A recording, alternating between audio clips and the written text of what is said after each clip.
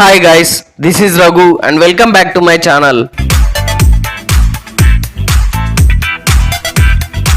Tollywood senior హీరోల్లో ప్రస్తుతం full swing లో ఉన్నాడు పద్మభూషణ్, గాడ్ ఆఫ్ మాసెస్ నటసింహం, నందమూరి బాలకృష్ణ, అఖండ, వీరసింహారెడ్డి, భగవంత్ కేసరి లాంటి సినిమాలతో హ్యాట్రిక్ విజయాలు అందుకున్న బాలయ్య ఈ ఏడాది సంక్రాంతికి డాకు మహారాజ్తో మరో హిట్ తన ఖాతాలో వేసుకున్నాడు. ఈ సినిమాతో బాక్సాఫీస్ వద్ద బాలయ్య కెరీర్ లోనే హైయెస్ట్ కలెక్షన్ సాధించడమే కాక అటు ఓటీటీలో కూడా గ్లోబల్ రేంజ్ లో మంచి ఇమేజ్ దక్కించుకున్నాడు బాలయ్య.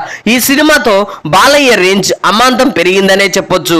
ఇక ప్రస్తుతం బోయపాటి శ్రీను దర్శకత్వంలో అఖండ 2 తాండవం పాన్ ఇండియన్ రేంజ్ లో బాలయ్య కెరీర్ లోనే హైయెస్ట్ బడ్జెట్ తో తెరకెక్కుతుండడం విశేషం. ఇక ఈ సినిమాను దసరా లేదా దీపావళికి ప్రేక్షకుల ముందుకు తీసుకురావాలని మూవీ టీం గట్టిగానే కష్టపడుతున్నారు.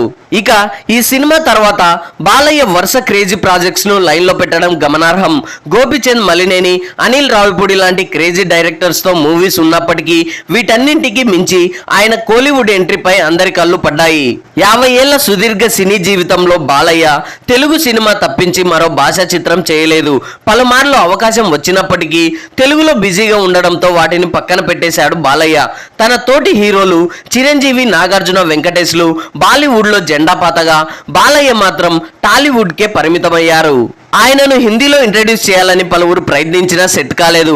ఇక పుట్టి పెరిగిందంతా చెన్నైలోనే అయినా తమిళనాడులో భారీ ఫాలోయింగ్ ఉన్న తెలుగుతో సమానంగా తమిళ భాషపై మంచి పట్టున్న బాలయ్య ఎందుకో కోలీవుడ్ పై కన్నెత్తి కూడా చూడలేదు.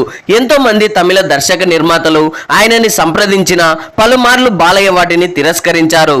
అలాంటిది ఓ తమిళ దర్శకుడు మాత్రం బాలయ్యని ఒప్పించగలిగాడు.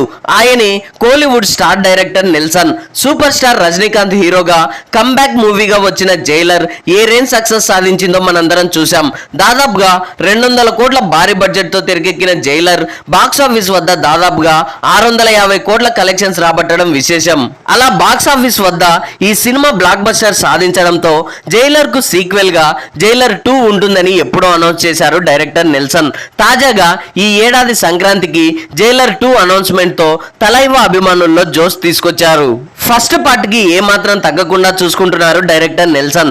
పార్ట్ 1 లో మోహన్ లాల్, శివరాజ్ కుమార్ లాంటి స్టార్స్ అతిథి పాత్రల్లో మెరిశారు. తాజాగా పార్ట్ 2 లోను ఇదే కంటిన్యూ చేయాలని నెల్సన్ భావిస్తున్నట్టు తెలుస్తోంది.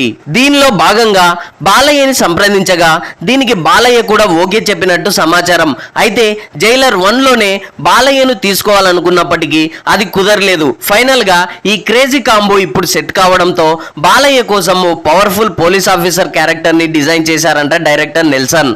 అయితే ఇది ఇలా ఉండగా జైలర్ 2 లో బాలయ్య గెస్ట్ రోల్ లో నటిస్తారా, కీ రోల్ పోషిస్తారా, ఈ సినిమాకు ఆయన రెమ్యునరేషన్ ఎంత అనే దానిపై గత కొద్ది రోజులుగా ఇండస్ట్రీలో అనేక రూమర్స్ పుట్టుకొస్తున్నాయి.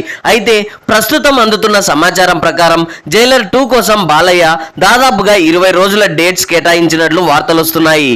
అంతేకాదు ఈ సినిమాకు భారీ మొత్తంలో రెమ్యునరేషన్ డిమాండ్ చేస్తున్నారట బాలయ్య. రోజుకు 2.5 కోట్ల చొప్పున 20 రోజులకు గాను దాదాపుగా 50 కోట్ల పారితోషికం అందుకోనున్నారట. అదే నిజమైతే ఇది బాలయ్య కెరీర్ లోనే హైయెస్ట్ అని చెప్పొచ్చు. ఈ మధ్య బాక్సాఫీస్ వద్ద వరుస బ్లాక్ బస్టర్స్ అందుకోవడంతో ఎన్నడూ లేని విధంగా అఖండ 2 కోసం కూడా భారీ స్థాయిలో రెమ్యునరేషన్ అందుకున్నాడు బాలయ్య.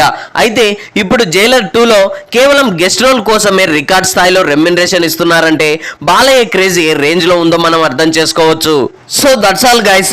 బాలయ్య జైలర్ 2 సినిమా కోసం ఈ స్థాయి రెమ్యునరేషన్ అందుకోవడంపై మీరేమనుకుంటున్నారో కింద కామెంట్స్ లో తెలియజేయండి. ఐ హోప్ ఈ రివ్యూ మీకు నచ్చింది అనుకుంటున్నాను. ఈ రివ్యూ మీకు నచ్చినట్లయితే వీడియోని లైక్, కామెంట్, షేర్ చేసి నా ఛానల్ని సబ్స్క్రైబ్ చేసుకోవడం మర్చిపోకండి. Thanks for watching.